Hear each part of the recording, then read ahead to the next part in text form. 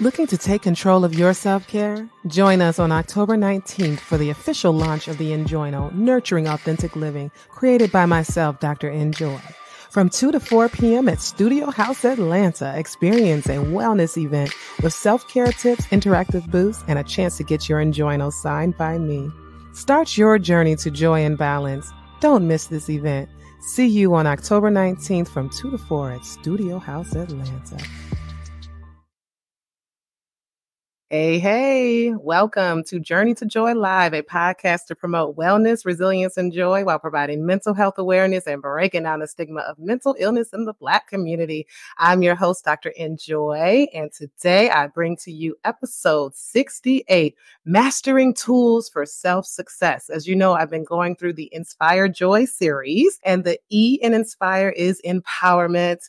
And I'm so happy to have my lovely Dr. Carolyn King to join me to talk about to join me to talk about empowerment. So we are in Seattle. We're actually at the top of the Sheraton in the Elite Bonvoy Lounge for the American Academy Child and Adolescent Psychiatrist Conference. And so empowerment, we can go in all different kinds of directions because Absolutely. You are my mentor. I met you when I was in medical school. Yes. Yeah, I think I was in medical school. Yes. Mentor, sorority sister, friend, amazing. You've definitely empowered me like throughout my medical career.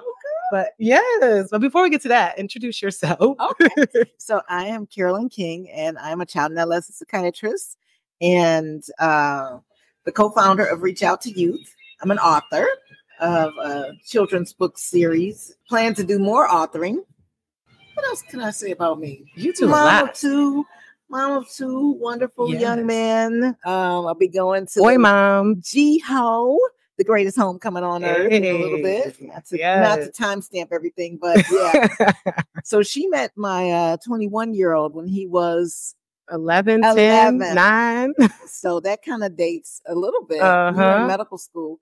And did you go to Wayne for... Right before medical school, I was at Wayne State because I had to do my post-bac program. My GPA was pretty low. I had to raise it. I was post-bac. Yeah, okay. exactly. So, yeah. So we're talking about empowerment. Yeah. So really the empowerment, of course, of the Inspired Joy from the Enjoyno really talks about, it's like the core foundation of how we can get joy. The first part of the Inspired Joy series was talking about the 5 crucial health areas. So mental, physical health, financial, aspirational, and social. And so in order to balance that kind of joy, we need to have resilience. I talked about resilience last week, and then empowerment. So what really does empowerment mean to you? Like, why do we need to feel empowered to have our wellness? Yeah. So whenever I think about a word, I always think about 2 things. Number one, I think about in the beginning, there was the Word. The Word was with God, and the Word was God. And so that is the power of words. Now, when we think about the word empowerment, right, it has the word power in it. Yeah. And so what creates power for different people is different things. Some people's power is just being alive, right? Because they were so close to death. Maybe they've had an illness. Yeah. Yeah. Trauma. So just being alive is powerful enough. Some people's power comes from a higher power. Their faith. Exactly. Okay. Some people's power comes from getting high. Yes. We're in Seattle, and there is a huge heroin epidemic going on here. I've seen a couple of people nodding out. And some people's power comes from their children. Some people's power comes from the things that they've accomplished, their bank accounts. There are a lot of ways that we can feel empowered. Personally, I think the best way to be empowered is to focus on your passion and your purpose. There it is. Passion and purpose. I mean, because if you focus on your passion and purpose, then that's really what you were put here to do. You know, and so then you're going direct from creator through you to everything else around you. And that's really what's driven me throughout this whole time is my passion and purpose. And that's why the aspirational health, knowing your purpose is very important to your joy. Because I say all the time, you can be making that money. Maybe you don't have financial stress. Maybe you're mentally healthy. Maybe you're physically healthy. But if you don't know your purpose in life, that can get you down, and I can still. So that's why we need to focus on our aspirational health. So that's definitely led me. I mean, I think by the time you met me and I was in med school, I mean, I was doing fine. Med school was still hard, but I went through a lot to get through that point. But having a mentor, having a role model is important, because you would always feed into me. Oh, right, because I lived with you. I only have to pay like a few $100s a month. So you were my sponsor. Owner, you realize how big that was. So one of the things I learned recently, because we talk so much about mentoring and people mentoring someone, and I've had mentors and things, but in my goal to be empowered in my purpose, I have learned, and I got this recently, and I mean, I'm 60, so to get this recently, don't look it so late in life. Yeah. But I found out we really just don't need mentors. We need sponsors. Because the sponsors are really what allow you to get to the next level. Gotcha. So like your colleagues were paying how much in rent? Oh, like $1,200 probably. And you were paying $300. Exactly. She was paying $300. She had cable, internet, toilet paper, bills sometimes. And so, and the only thing I requested is that when she gets to that place in life, is that she just does the same thing. Allow someone pay it forward, to be in her home. Oh, so I got to do that. Oh, actually, I've done that. My mother-in-law, sister-in-law, and niece. Does that count? Yeah. Okay. Because when they live with you see that there is a little bit of sponsorship. Yes. Yes. So we sponsoring all the way. Yeah. There's that sandwich generation where you take care of your kids and your parents. Absolutely. And you were there with me when I was in the sandwich generation, because my mom was alive. Correct. Yeah. And the kids were still little. And so you now are in the sandwich generation, but you realize that, there's still a little bit of room for somebody else. Yeah. Not a lot of room, right, but there's a little bit of room for somebody else. And then, it's funny how that empowers you. Like, here I am on your show. Exactly. And it empowered me. Yes, exactly. Now, I mean, you've really, like, I've always looked up to you. You've always succeeded and done so much. What you're doing, like with Reach Out to Youth, is actually amazing. And I definitely want you to talk about that. I don't know how you work, but obviously there are times where you haven't felt empowered. Like, how do you get beyond that obstacle that might get in the way of you being empowered to succeed? You really want to know? Yeah. Okay. Be transparent. Okay. So it's called faith. Yeah. No, seriously. Like sometimes my bank account will not look like I want it to look. Okay. And when even for us doctors. Okay. And when I say that I'm on that whole entire faith walk, okay, I mean, I'm on that whole entire faith walk more times than I would like to admit. Where spiritual health comes in at. And so,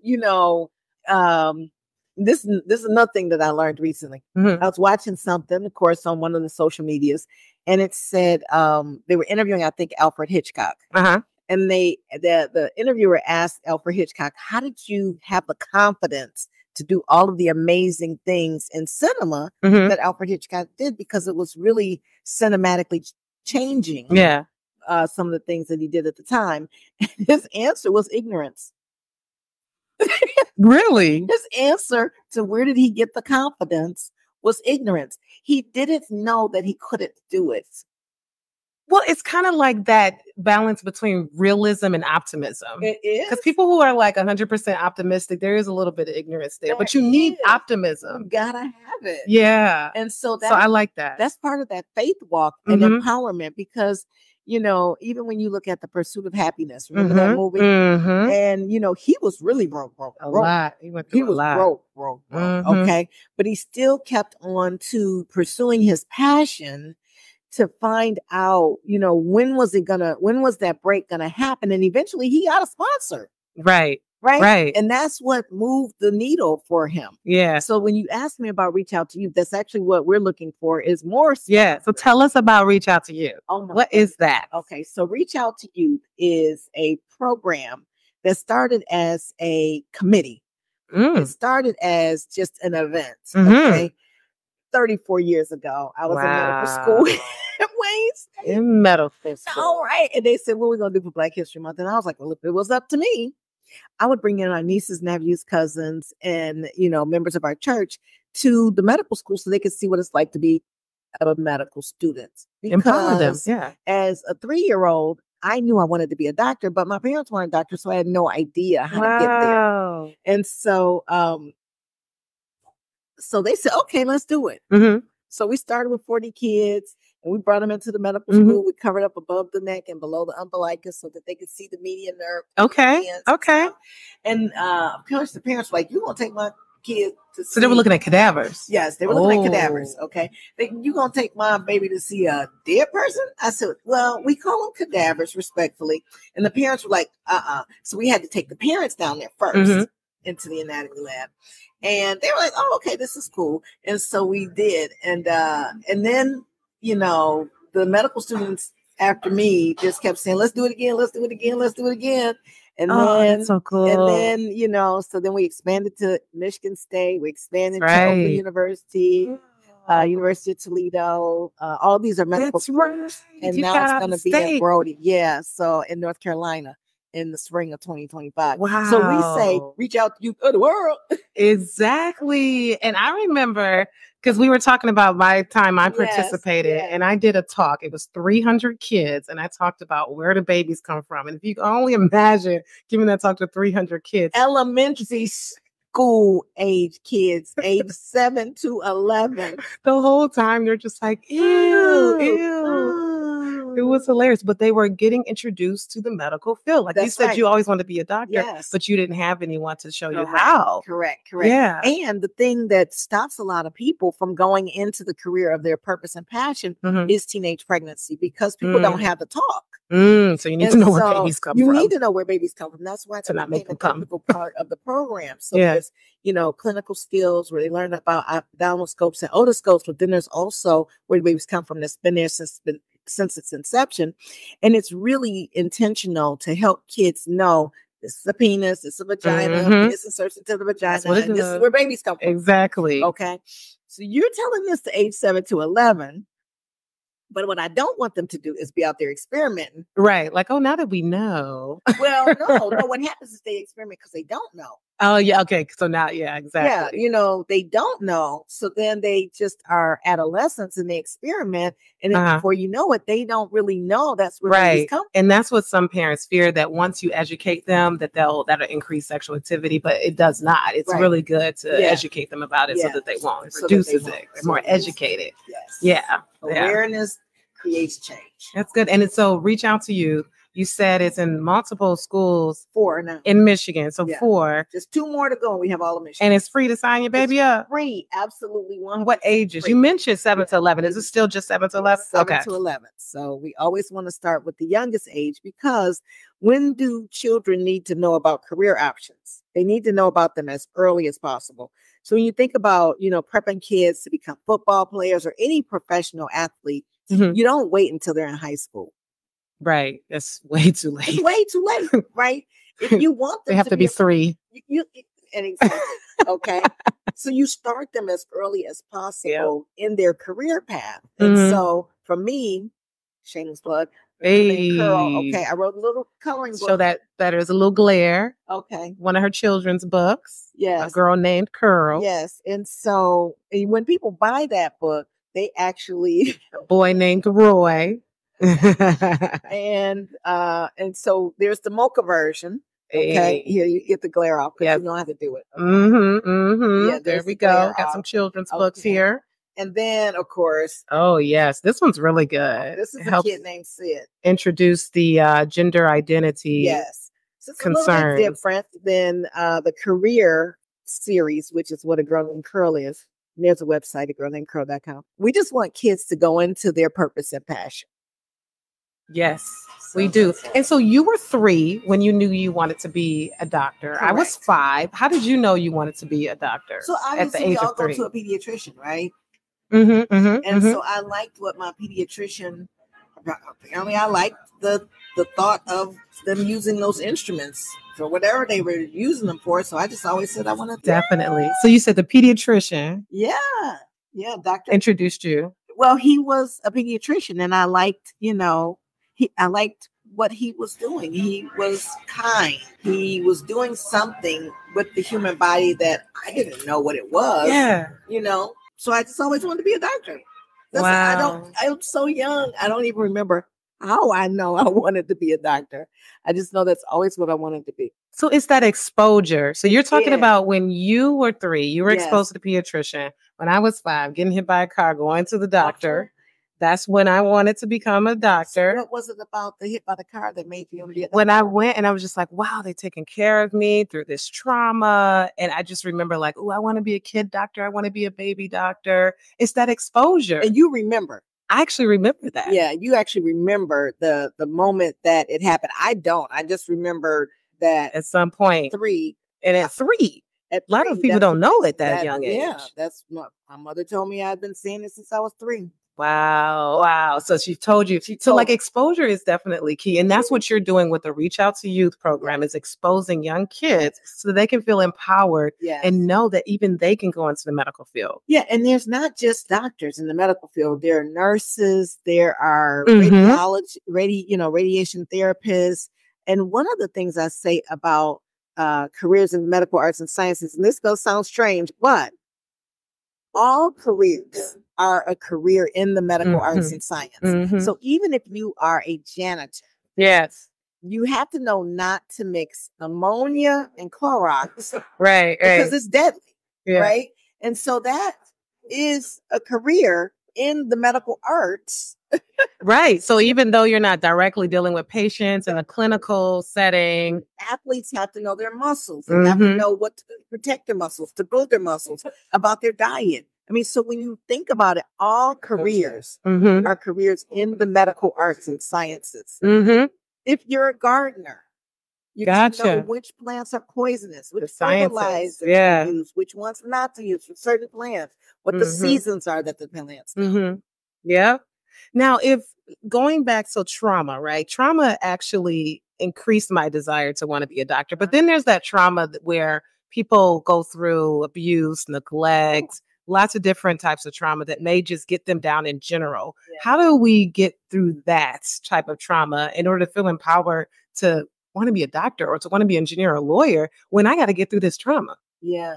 So it's interesting because there are so many wars, and this conference has really been talking a lot, or maybe I've just been attending the things that we're talking about, the wars. And there are wars all over the world. They're actually, I just saw the statistic on how many internally displaced persons. There's actually an acronym for it, IDP, which means, IEDP. IDP, internally displaced persons. And so those are people whose countries are at war, and the people's homes have been bombed, and they haven't become refugees, which means they've left their home country.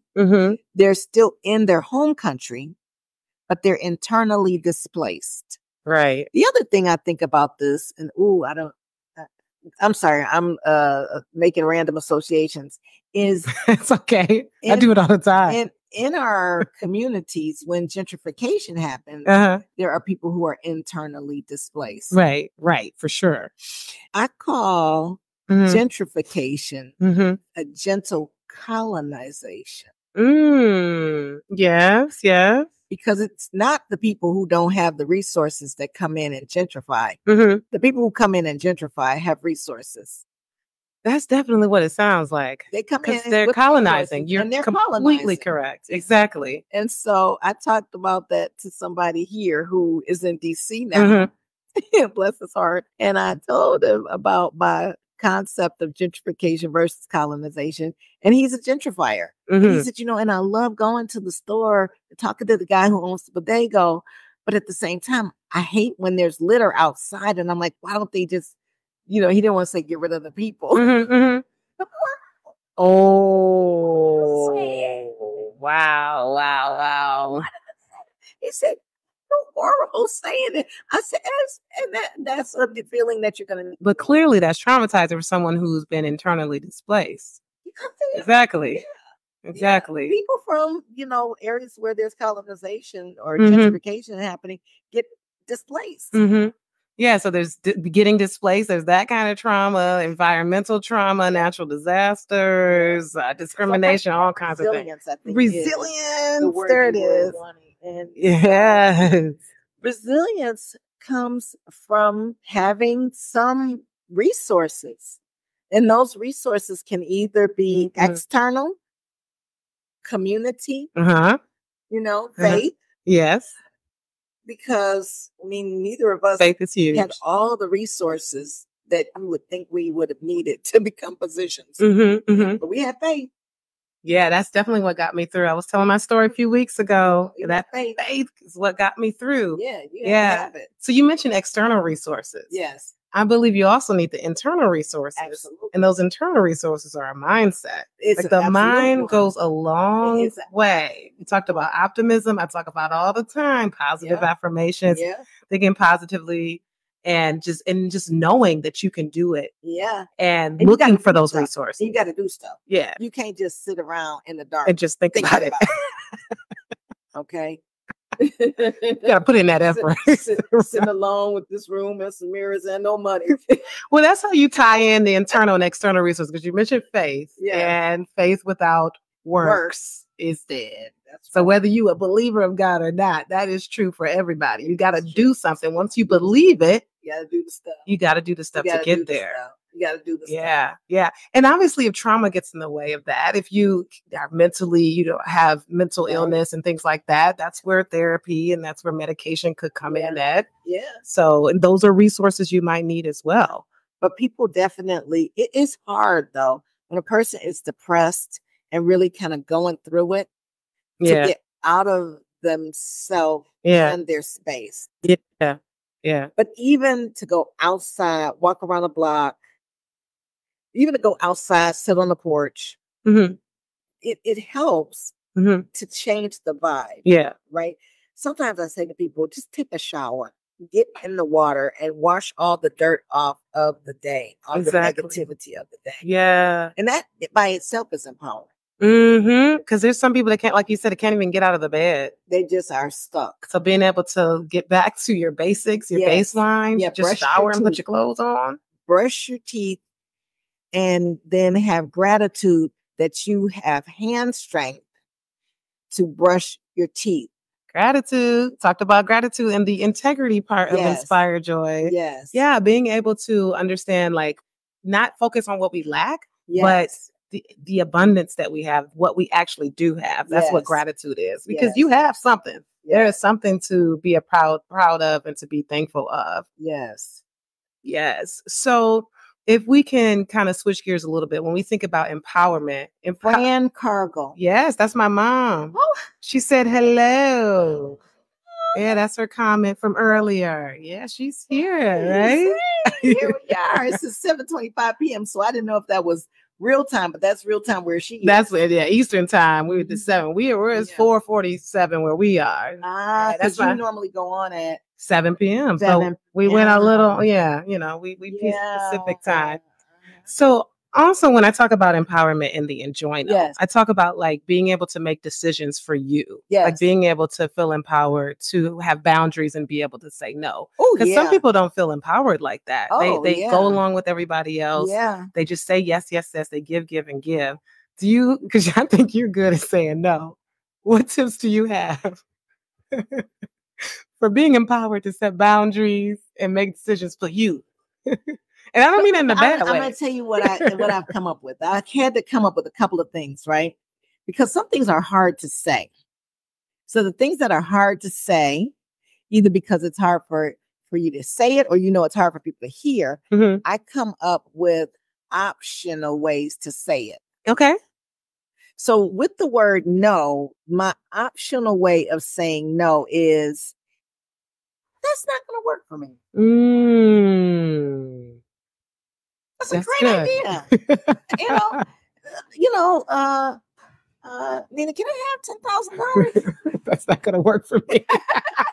That's good, instead of just saying no, or saying it in a bad tone too. That's not going to work for me. And then what happens is people can appreciate that you did consider it seriously. Okay. You just didn't like flat out know them and ignore their requests. You did consider it. And you said it nicely. There wasn't a tone like, you idiot, I don't have that. Why you gonna say that to me? Exactly. And it applies to so many things. It's not gonna work for me. That's so funny because, and I'm gonna say this live, I invited a lot of people to this event on Saturday, a couple of days. I got the book launch. Everybody knows about that. So I actually met the chair of Usher's nonprofit, the New Look Foundation. Oh, good. So since I knew her, I reached out to her and I said, well, hey, I want to invite Usher to my book launch. And she said, well, she didn't say that's not going to work for her. She said, well, unfortunately, he can't make it. Right. But she responded. He was so sweet. Yeah. Instead of just no. And you felt validated. I'm like, I felt very validated. I'm like, he's going to be in town for the concert right now. I felt very validated. But I also was empowered to ask Usher to come to my event too. That's right. That's right. Because the thing about empowerment is everybody's not going to say yes to everything you ask. And that's okay. Okay. However, ask. Just ask. Just ask. Just ask. And it is hard. Like the stuff we're saying, just do. That Nike shoe swoop, that is not easy. Okay. It is not just easy, do it. Right. Okay. To just do. It is hard. And once you realize that it is hard, and you still just do.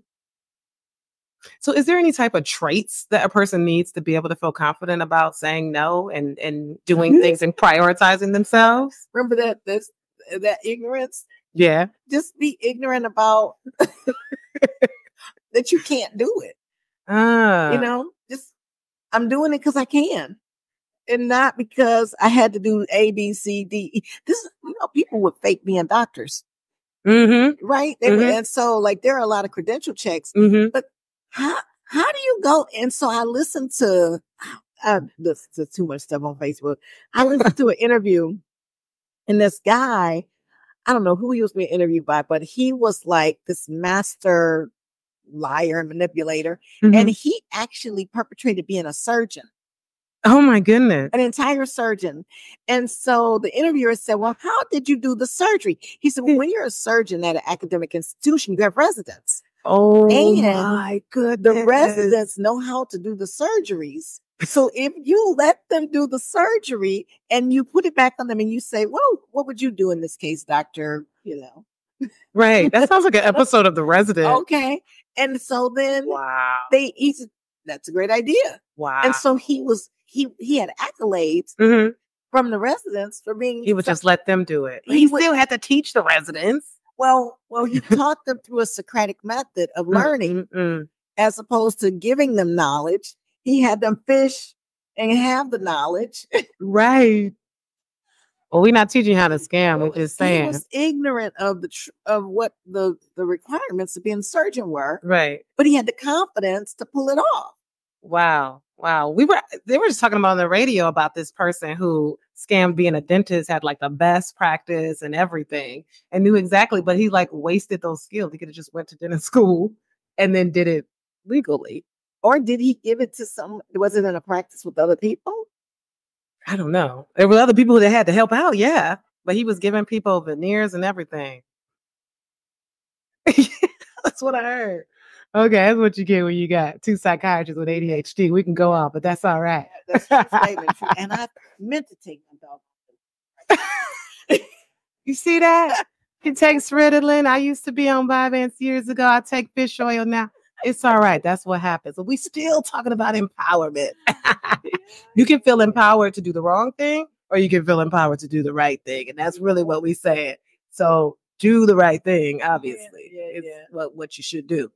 So name of this podcast, Journey to Joy Live. Yes. Do you feel like you are living in your journey to joy? Every day.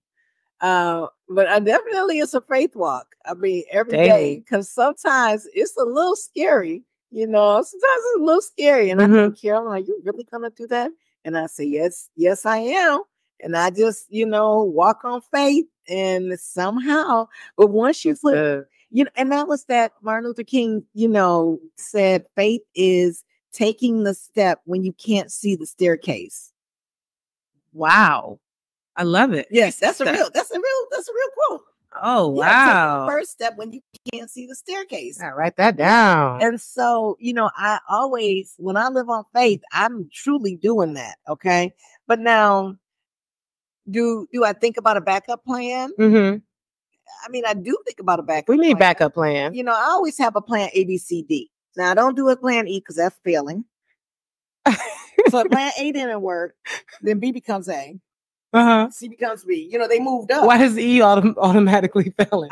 I mean, why not go to Z and double Z? No, that's how I grew up. I grew up with A, B, C, D, E. All so right. I'm going to do what's familiar. Well, who's that? Edison fell, what, 999 times? Well, one at a time, though. Oh, yeah. Don't do it all at once. But it is okay to fail. And it's definitely okay to have multiple plans. I mean, he tried again and again and again. So when A didn't, then B became A. Yeah, you moves up. You can't do it all at once because you got to focus on one thing. Exactly. No, you got to focus. Mm-hmm. For sure. So, I have not read the book yet. Oh, yeah. Okay. Yes. I can get you a signed copy, Dr. King. Yeah. I brought 5 books here. Good. You always have to travel with you. You have to travel. Travel with your books. Yeah, it's a wellness journal. I've been talking about this. Have you been doing it? The journal myself? I go into it. Yes, exactly. You've been doing it. My own journal. Yes. I do. I do. Not daily, because you can have your own pace, and that's okay. Oh, okay.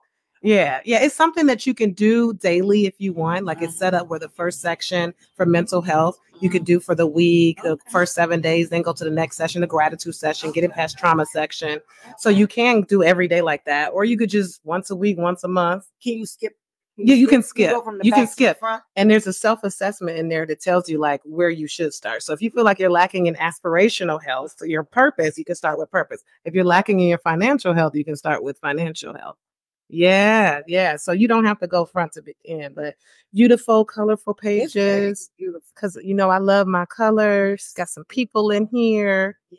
And where we're gonna look at the empowerment. We're doing the empowerment chapter right here. So here we go, everybody. We got the empowerment chapter. There we go. So yeah, the empowerment chapter basically, identifying your strengths. What are the top 5 strengths? How can you use these strengths to overcome current challenges? Yes. Setting empowerment goals. So like, what is one goal, if achieved, you would make you would feel significantly more empowered? What goal can you set where you would feel significantly more empowered? Yeah. I mean, the goal to write this book, I felt significantly more empowered, right? Absolutely. Yeah. And so for me personally, I hate asking for money. And, when you have a nonprofit, you got to get money. And so that has been the goal. And I hired a grant writer recently. Mm-hmm. That was really important and empowerment because I just don't want to do that.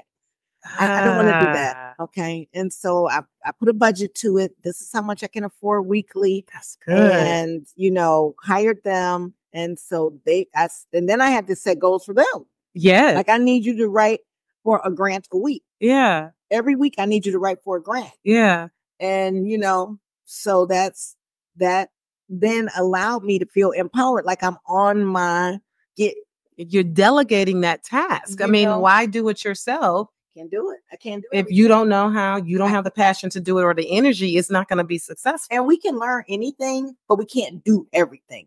Love it. Yeah, we can learn anything, but we can't do everything. Yeah. Like you have to delegate.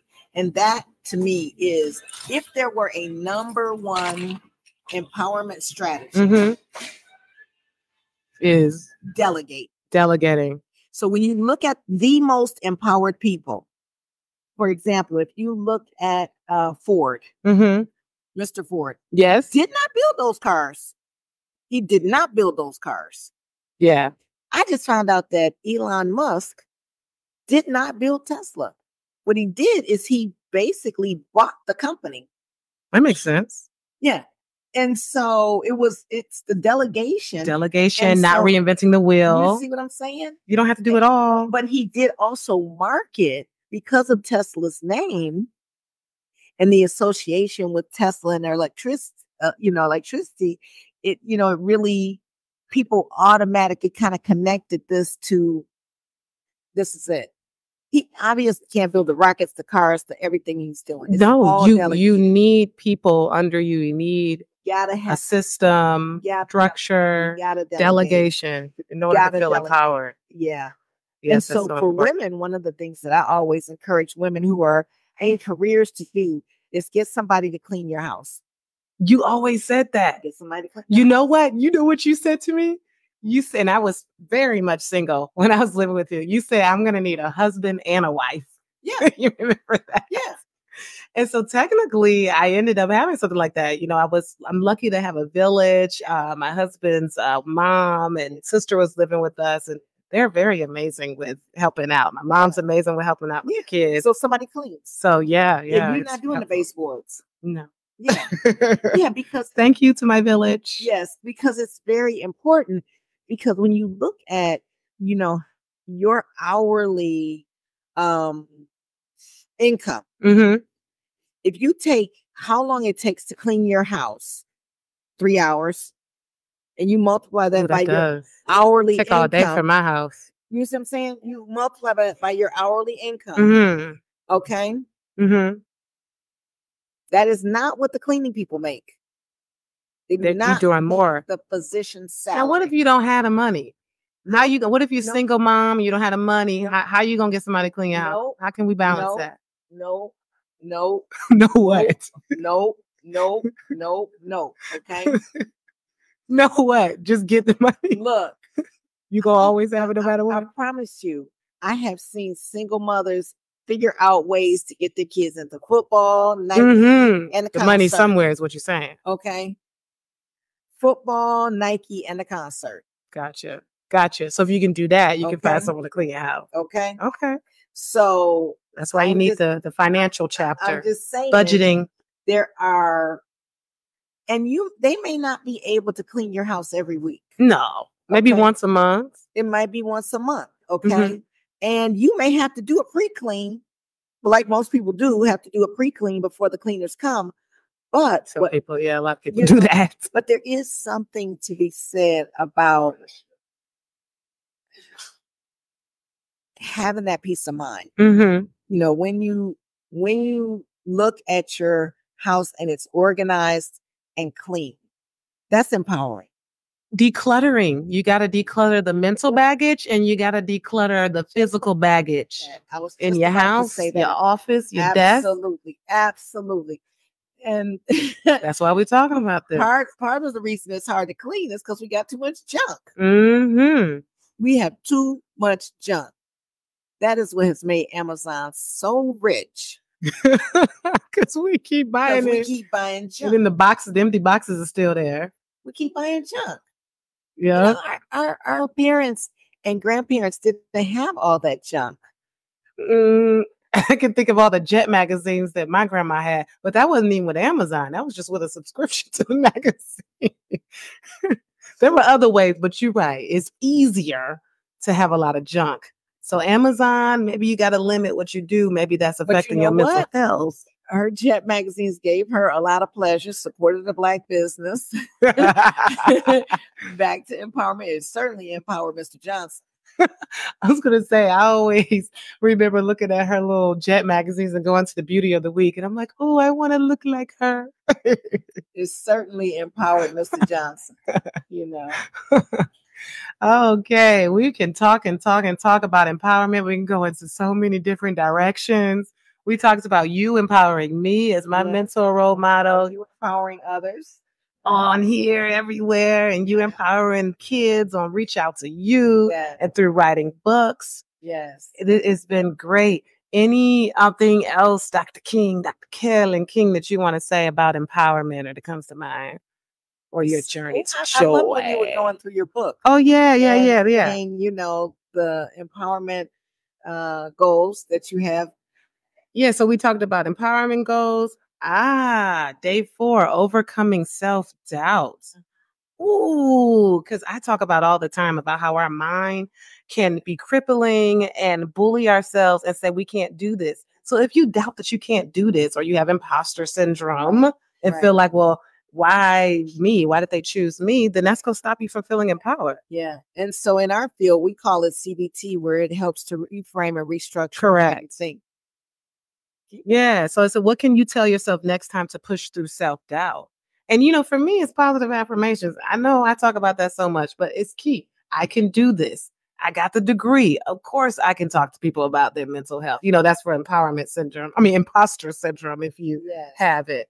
And then, of course, enforcing boundaries. We did mention the boundaries, being able to say no. How do you set boundaries, saying no to contribute to your empowerment? How do you put yourself first? And it's okay to prioritize yourself and put yourself first. It's not selfish. I mean, what do they say on the plane? When the oxygen. Put your own mask on first. Mm-hmm. Put your own mask on first. But then you can't help anybody. It's create an affirmation. Craft a personal affirmation that reinforces your sense of empowerment. So whether it, I got this no matter what, I'm a badass, you know, whatever it is you got to say, turn on the bad bitch music or something like that.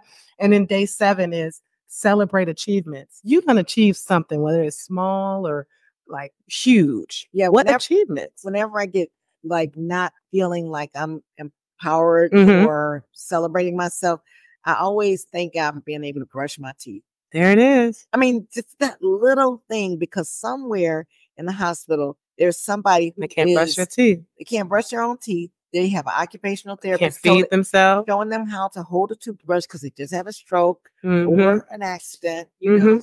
And so those little teeny tiny things are just moments of empowerment. I was just telling my 13-year-old, because we were at the mall and there was this older man sitting by the fountain and he had like a bag of urine like attached to his leg. And I pointed it out. I said, he has that urine there because he has some type of issue where he can't use the bathroom. And I told him about colostomy bags, where some people have a bag of poop outside of their body because they can't poop. And he just looked like, what? So it's like, there's always something. You can poop. Yeah. Gratitude goes a long way.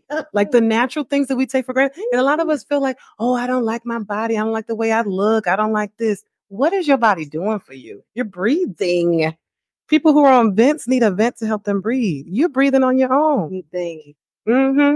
So many things to have gratitude for, you know, so many. I mean, it's always going to be aspirations that we want more of something that we don't have. And from comparing to others. Yeah. So no, I love this book. I'm glad this is the first book. Have to give it to you. Yes, it is. And you got your book launch coming up? I do. On Saturday at Studio House Atlanta, 2 to 5. I extended the hour because we got a lot of speakers coming in to bring this book to life. So mental health experts to bring to life that. Physical health expert or financial wellness, because I don't. I wrote the book and put in a financial wellness chapter in here. I'm not a financial wellness expert. That's okay, but you live on faith with your finances. Right, exactly. And there's a 401k somewhere. Yes. So we got that event coming up. So I hope to see you there if you are Atlanta-based. I do want you to RSVP. There's that link right there, drenjoylife.com/event-list. Hope to see you. It's free.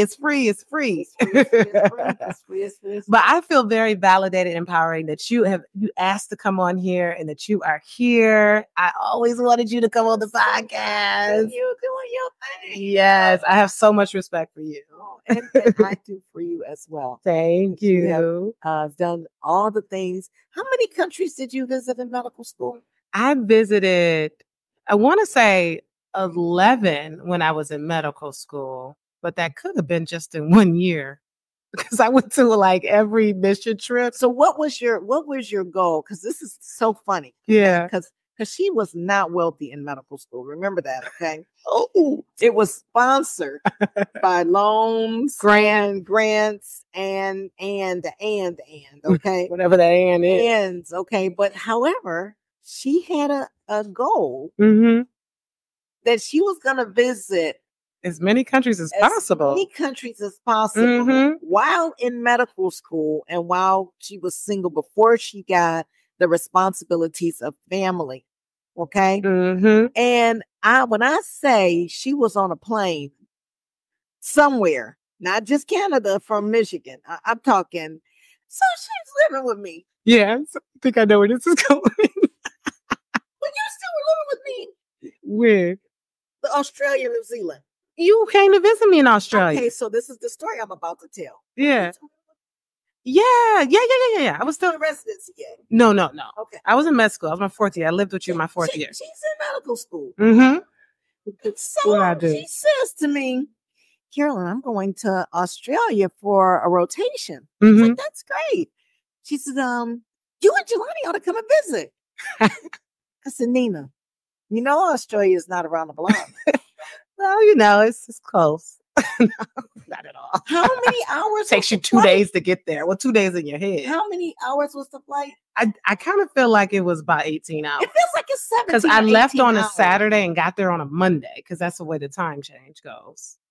Yeah, it was New Zealand, and then we traveled to Australia and you met me there. But what's so funny is that you used to invite me to stuff like a comedy show, and I'd be like, "How much are the tickets?" And you'd be like, "Oh, it's 15, it's $55." And I'd be like, "No, I can't do that." And you're like, "But you can buy a $1,500 plane ticket." Well, that's how I can because I was saving money. You see me looking at y'all? Do you see? I haven't seen the Grand Canyon, but been to 32 countries. You see how I'm looking at y'all, okay? Because this one right here, okay, that mustard seed faith that they were going to go to all the countries that they could possibly go to, but they weren't going to go to that comedy show. Right. For $55. Right. And I promise you, it ain't nothing about going to Australia that is $55. Right. We're going to save the money. But all them loans that pay for these trips, my loans were forgiven a few weeks ago. So it all paid off. You see what I'm saying? Hey. And so that's when you have the faith to do the things that are true in your passion and purpose, somehow it's like the universe winks at you like, I see you.